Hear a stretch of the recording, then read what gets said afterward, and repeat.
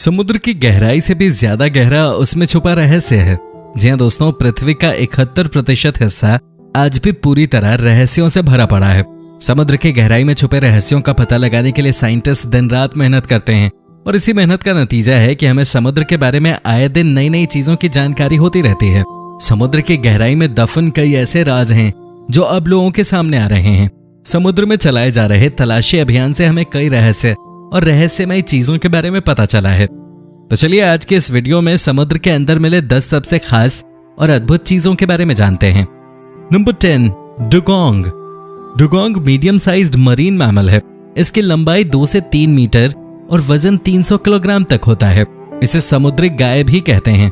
Meet और तेल की वजह से इनका काफी शिकार किया जाता है, जिसकी वजह से डुगोंग विलुप्त होने के कगार पे पहुंच चुके हैं। इनके विलुप्त होने के कगार पे पहुंच चुके होने के बावजूद कुछ लोग अपनी हरकतों से बाज नहीं आते। कुछ साल पहले एक डुगोंग और उसके बच्चे को इंडोनेशिया में मछुआरों ने कैद कर लिया। इन दोनों को कैद करके समुद्र के अंदर ही अलग पिंजरे में रखा गया था। कैद करने वालों ने मदर डुगोंग को जंजीर से बांध रखा था। इसे टूरिस्ट के लिए कैद किया गया था ताकि लोग डुगोंग को करीब से देख सकें। जब डाइवर्स को पिंजरे में कैद डुगोंग को देखने की इजाजत मिली, उसके बाद जंजीर में बंधे इस पुअर क्रीचर की फोटो पूरी दुनिया में वायरल हो गई।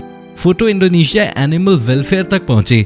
उसके बाद मिनिस्टर ने मछुआरे की कैद से डुगोंग और उसके बच्चे को आजाद कराया।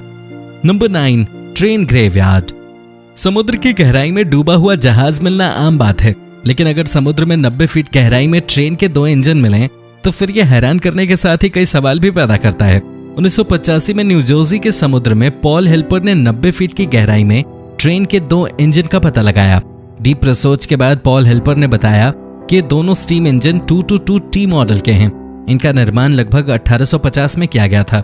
इंजन का वजन 15 टन था, जबकि उस समय इंजन का औसत वजन 35 टन हुआ करता था। आर्कियोलॉजिस्ट का कहना है कि ये दोनों इंजन निर्माण के कुछ समय बाद ही समुद्र में डूब गए, लेकिन ये समुद्र में डूबे कैसे, इस बात का जवाब किसी के पास नहीं है। कोई नहीं समझ पा रहा कि आखिर 15-15 टन के 2 इंजन समुद्र में डूबे कैसे। किसी भी हिस्टोरिकल डॉक्यूमेंट में इन दोनों इंजन का जिक्र नहीं है। Number 8, Silfra, the crack between 2 continents. 2 continents के बीच के बॉर्डर लाइन को मैप पे देखना तो काफी आसान है, लेकिन यही बॉर्डर लाइन समुद्र के अंदर देखने को मिल जाए तो फिर ये किसी सरप्राइज से कम नहीं है। आइसलैंड के थिंगवॉल्वटन लेक के टेक्टोनिक प्लेट्स में पड़ी लंबी दरार यूरोप और अमेरिका कॉन्टिनेंट्स को अलग करती है। सिल्फ्रा का दरार अर्थ सरफेस में पड़ी सबसे बड़ी दरारों में से एक है। डाइवर्स के लिए इसे एक टूरिस्ट प्लेस बनाया गया है। सिल्फ्रा की गहराई 60 मीटर तक है, लेकिन सेफ्टी को देखते हुए डाइवर्स को 18 मीटर तक ही जाने की इजाजत है। इस लेक के पानी का तापमान 2 डिग्री से 4 डिग्री सेल्सियस तक होता है। अत्यधिक ठंड के बावजूद सिल्फ्रा डाइवर्स का फेवरेट अट्रैक्शन बना हुआ है। सिल्फ्रा क्रैक एकमात्र ऐसी जगह है जहां आप 2 कॉन्टिनेंट्स के बीच डाइविंग कर सकते हैं। सिल्फ्रा क्रैक हर साल लगभग 2 सेंटीमीटर खिसक रहा है। Number 7, Apollo 11 engine. नासा का अपोलो मिशन मानव इतिहास के सबसे महत्वपूर्ण मिशन में से एक था। इस ऐतिहासिक मिशन से जुड़ी एक चीज काफी महत्वपूर्ण है। मार्च 2012 में अमेज़न सीईओ जेफ बेजोस की एक्सपेडिशन टीम ने अटलांटिक ओशन में अपोलो 11 मिशन में इस्तेमाल किए गए रॉकेट इंजन को ढूंढ निकाला। नासा समेत सभी का मानना था कि यह इंजन हमेशा के लिए गायब हो चुका है, लेकिन जेफ बेजोस के पर्सनल इंटरेस्ट की वजह से इस इंजन को 40 साल बाद दोबारा लोगों के सामने लाया जा सका। मिशन के दौरान एस्ट्रोनॉट्स को स्पेस में लॉन्च करने के बाद F1 रॉकेट इंजन 5000 माइल्स प्रति घंटे की स्पीड से अर्थ एनवायरनमेंट में वापस आते हुए अटलांटिक ओशन की गहराई में खो गया था। 2012 में जब इसे ढूंढने के लिए सर्च ऑपरेशन चलाया गया तब यह इंजन 14000 फीट की गहराई में मिला। ओशन से निकालकर इसे सियाटल की म्यूजियम में रखा गया है। Number 6, the purple blob. पहली नजर में शायद आपको ये एक बेशकीमती पत्थर लगे, लेकिन आपको बता दें कि ये कोई चमकदार पत्थर नहीं बल्कि लिविंग ऑर्गेनिज्म है। पैसिफिक ओशन की गहराई में साइंटिस्ट ने इस खूबसूरत क्रीचर को ढूंढा है। 2016 में रोबोट की मदद से किए जा रहे सी एक्सप्लोर मिशन के दौरान इस क्रीचर के बारे में पता चला। कुछ साइंटिस्ट इसे नया क्रीचर मान रहे हैं, वहीं कुछ का कहना है कि ये ट्यूनिकेट नाम के समुद्री क्रीचर का छोटा रूप हो सकता है। पॉसिबिलिटी ये भी है कि ये किसी क्रीचर का अंडा हो। आपको क्या लगता है, ये क्या हो सकता है? हमें जरूर बताएं। Number 5, icy finger of death. हम पूरे यकीन के साथ कह सकते हैं कि आपने इस तरह का नेचुरल फिनोमेना कभी नहीं देखा होगा। आइसी फिंगर ऑफ डेथ समुद्र की एक बहुत बड़ी मिस्ट्री है। इस घटना में बर्फ की एक सीधी रेखा पानी को जमाते हुए नीचे की ओर आती है। बर्फ की लाइन जैसे ही समुद्र की गहराई में सतह तक पहुंचती है, यह और तेजी से बढ़ने लगती है और अपने कांटेक्ट में आए सभी जीवों की जान ले लेती है। यही वजह है कि इसे आइसी फिंगर ऑफ डेथ कहा जाता है।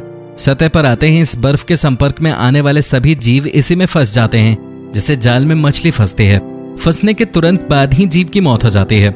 बीबीसी ने इस घटना को अपने कैमरे में कैद किया था। उसके बाद ये पूरी दुनिया में वायरल हो गया। इस फिनोमेना के बारे में साइंटिस्ट का कहना है कि समुद्र के ऊपरी और निचले हिस्से में तापमान में अंतर होने की वजह से बर्फ की लाइन जानलेवा हो जाती है। Number 4, the world's oldest shipwreck. Bulgaria के ब्लैक सी में रिसर्चर्स ने सबसे पुराने जहाज को ढूंढा है। यह जहाज लगभग 2400 साल पुराना है। इसे 2000 मीटर की गहराई में ढूंढा गया। इसे लकड़ी से बनाया गया था और इसकी लंबाई 23 फीट थी। जिस जगह पर यह जहाज डूबा था वहां ऑक्सीजन की काफी कमी है, जिस वजह से लकड़ी से बने होने के बावजूद यह आज भी वेल प्रिजर्व्ड है।